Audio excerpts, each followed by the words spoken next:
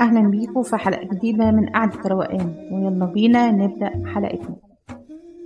في مشاهد مش بس كنا نفسنا تحصل، لكن دي كانت عايشة جوانا كأنها حق مكتسب. مشهد متخيلينه بتفاصيل، الكلمة اللي كان المفروض تتقال، والاعتذار اللي اتأخر، والفرصة اللي كانت هتظبط كل حاجة، والشخص اللي لو كان اختارنا كان زمان الدنيا هتبقى غير.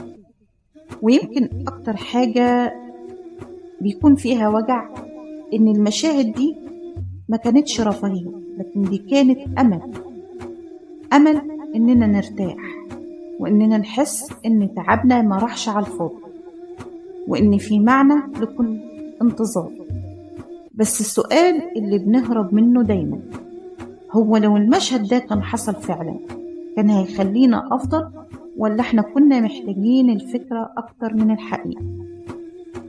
خليني أبدأ بمشهد بسيط ناس كتير قوي عاشته في خيالها، مشهد إن حد يختارك، مش اضطرار ومش خوف من الوحدة، ومش عشان ما لقاش غيرك، لا، علشان يختارك بإرادته. كم مرة قلت لو بس اختارني أنا كنت هبقى أقوى وأهدى ومطمن. بس عمرك سألت نفسك هو لو اختارك كان هيختارك وانت النسخة اللي محتاجة مجهود عشان تتحب، ولا النسخة اللي كانت بتتنازل عشان تفضل؟ يمكن المشهد ما كانش هيبقى نهاية سعيدة، يمكن كان هيبقى بداية إنهاك أطول.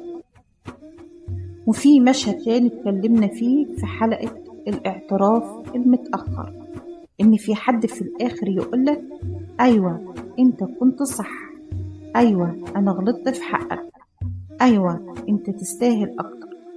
المشهد ده بيزورنا كتير قبل النوم، بس خليني أسأل بصراحة، هو اعتراف بعد فوات الأوان كان هيصلح اللي اتكسر، ولا كان بس هيأكد لك إنك كنت مظلوم من غير ما يرجع لك حاجة؟ يمكن الوجع الحقيقي مش في إن الاعتراف ما حصلش، يمكن في إنك كنت محتاجه عشان يكون عندك ثقة في إحساسك، مش عشان تاخد حقك. وفي مشهد النجاح اللي كنا متخيلين إنه هيخلينا نهدى أخيرا، زي الترقية والشهرة والفلوس والوصول.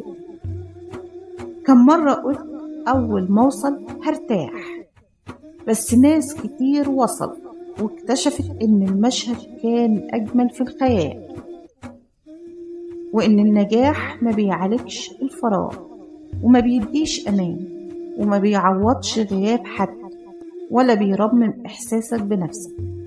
يمكن النجاح كان هيغير شكل حياتك، بس مش بالضرورة كان هيغير إحساسك. وأكتر حاجة بيكون فيها صدمة إن بعض المشاهد اللي ما حصلتش كانت رحمة متخفية، مش لأنك ما تستاهلش، لكن لأنك كنت هتدفع ثمن أعلى من اللي كنت متخيله. يمكن كنت هتخسر نفسك وانت فاكر إنك بتكسب حلمك. تعالوا نكون صادقين شوية، احنا ساعات بنحب المشهد مش لأنه الأفضل، لكن لأنه مألوف. بنحب الفكرة اللي بنيناها سنين، حتى لو الحقيقة كانت هتفضح إننا كنا بنستنى حاجة مش مناسبة لنسختنا دلوقتي. يمكن المشهد اللي ما حصلش كان بيخليك دايما تقول لسه فيه احتمال، والاحتمال أحيانا بيكون أرحم من الحقيقة. بس في نقطة مهمة أوي، إنك تراجع المشاهد دي مش معناها إنك بتنكر وجعك. الوجع حقيقي، والانتظار كان حقيقي، والتمني كان صادق، لكن النضج إنك تسأل هل أنا كنت محتاج المشهد، ولا كنت محتاج الإحساس اللي فاكر إنه هيجي معاه؟ يمكن اللي كنت محتاجه مش شخص، لكن كنت محتاج تقدير، ويمكن مش فرصة، لكن كنت محتاج ثقة، ويمكن مش اعتذار، لكن كنت محتاج سلام داخلي. وفي النهاية خليني أسيبكم مع السؤال الأهم، لو المشهد اللي كنا بنتمناه حصل فعلا؟ هل كان هيخليك أقرب لنفسك ولا أبعد؟ وهل عدم حدوثه كان خسارة ولا كان حماية؟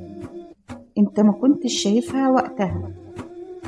مش كل باب اتقفل كان عقاب، ومش كل حلم ما اتحققش كان فشل.